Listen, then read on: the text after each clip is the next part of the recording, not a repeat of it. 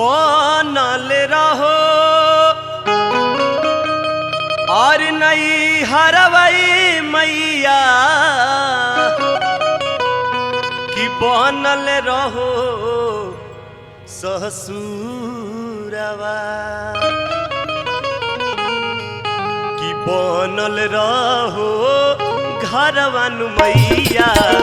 मथवा के सिनुरवा बनल रहो घरवन मैया मथवा के सिनुरवा बनल रहो नहीं हरवई मैया बनल रहो ससुरवा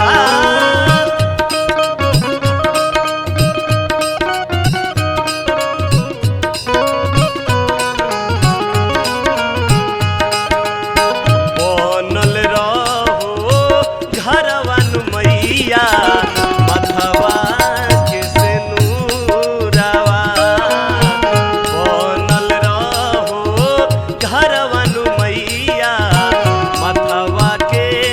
सिनुरवा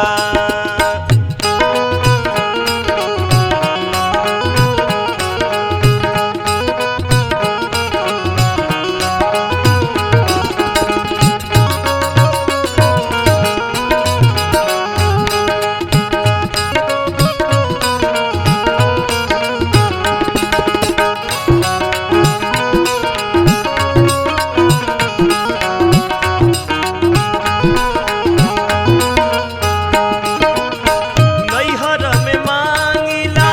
भाई रे भतीजावा ससुरा में लहुरा देवारवा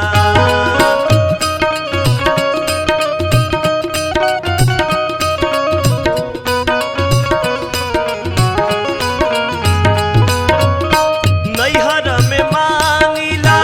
भाई रे भतीजावा ससुरा में लहुरा देवारवा ऐसन बरावा